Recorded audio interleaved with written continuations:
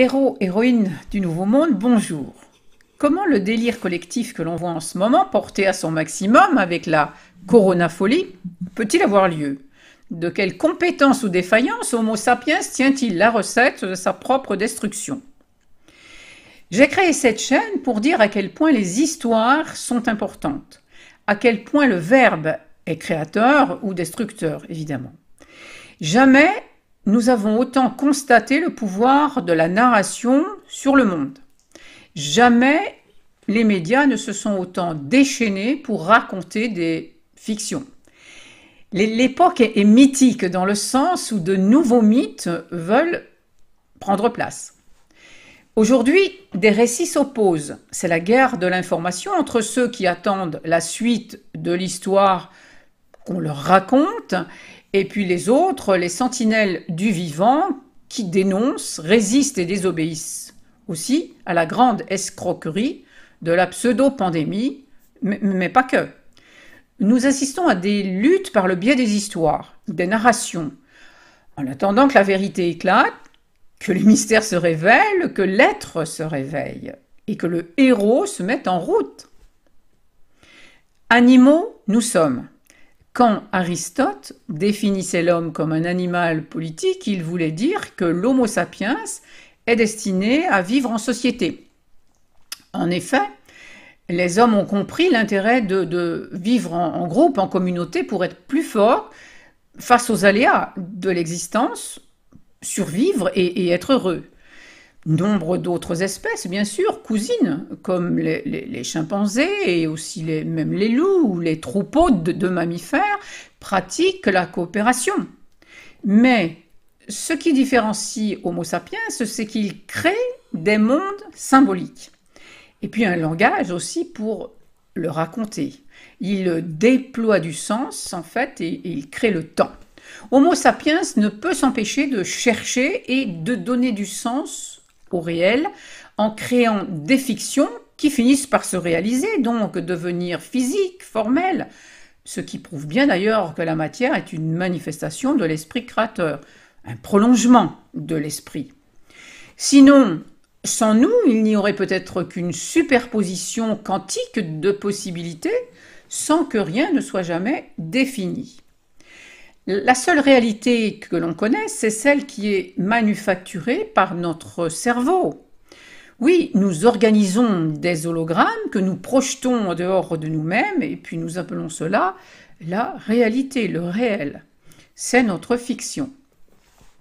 Une fiction, c'est une invention, une réalité imaginée, une information qui est politiquement partagée ensuite par un nombre d'individus de manière intersubjective. De là, donc, sont nées les histoires, les mythes, les légendes, les lois et les religions. Ces fictions, elles maintiennent un imaginaire collectif qui organise ensuite les comportements sociaux. Mais la plus grande souffrance des personnes est d'être empêtrées dans des fictions qui ne sont pas en accord avec leurs aspirations profondes. Et malheureusement, une mythologie collective rigide qui ne fait pas le pont vers une plus grande inspiration s'accompagne d'anxiété. On appelle ce figement un sortilège ou un enchantement dans l'univers des contes. Mais se servir du miroir des contes est magique pour changer de fiction, car les contes sont des histoires magiques qui transcendent l'espace et le temps.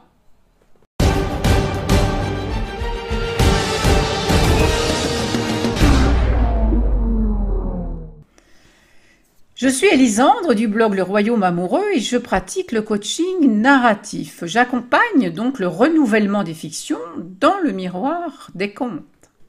J'aide à mettre en œuvre une histoire alignée avec ton désir profond. Alors j'ai employé le mot fiction qui te choque peut-être, mais sache que le propre de la fiction est de te faire croire en elle comme une réalité, comme le réel. J'ai déjà signalé dans d'autres vidéos l'excellent livre sur le sujet de Nancy Houston, L'espèce fabulatrice. L'histoire des sociétés humaines est guidée de tout temps par des fictions qui créent de véritables arrière-mondes, des sortes de scénarios dans lesquels chacun est enrôlé et souvent ne croient pas pouvoir d'ailleurs changer de rôle.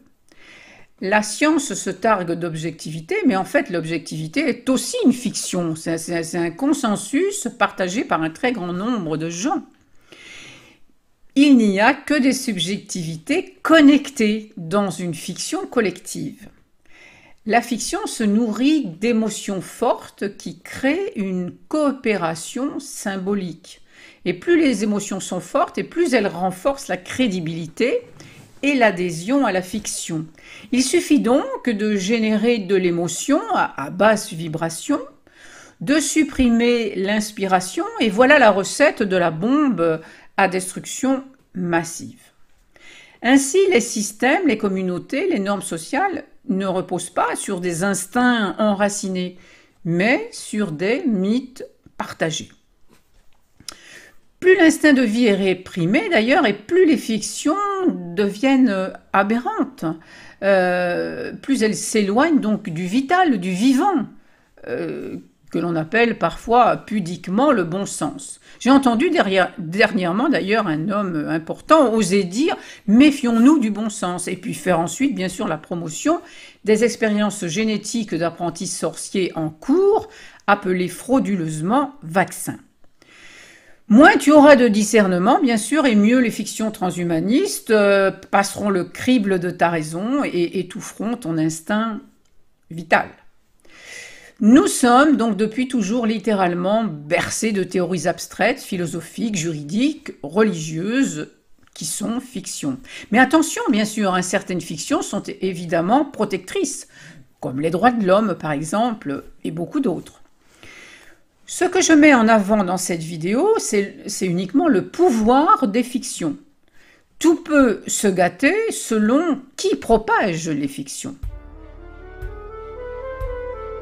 Les fictions sont hypnotiques car elles deviennent des évidences et induisent des automatismes de comportement.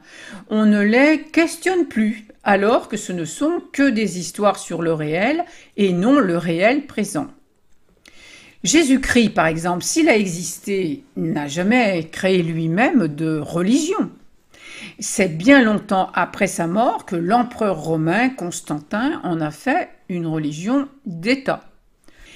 Les fictions sont hypnotiques et tu en arrives à croire que tu fais des choix alors même que tu obéis à un conditionnement culturel. Et ceci a été observé d'ailleurs dans le cerveau par imagerie. Ton choix subconscient est fait avant que tu ne prennes la décision consciente et ça se voit à l'imagerie.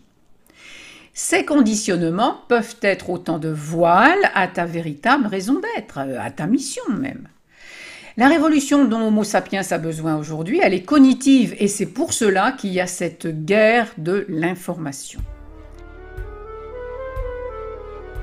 Les énergies de l'ère du Verseau dans lequel nous entrons peu à peu, on peut dire la fiction du Verseau même, bien sûr, donc dans laquelle nous entrons, nous portent à nous libérer des carcans, du passé et même de l'avenir. En effet, communauté politique, comme je viens de l'expliquer, ne veut pas dire communisme. Car le mondialisme et le projet de gouvernance mondiale sont une forme moderne de communisme appliquée à la planète. L'énergie Verseau met en avant au contraire l'unicité de chaque individu. On est un collectif, mais dans ce collectif, on garde tous notre originalité parce que chacun de nous a un facteur différentiel qui nous distingue et qui apporte richesse au collectif. Le Verseau pousse chacun à vivre une histoire dont il est le héros authentique, en rapport et en respect avec les autres, et non séparé par la peur.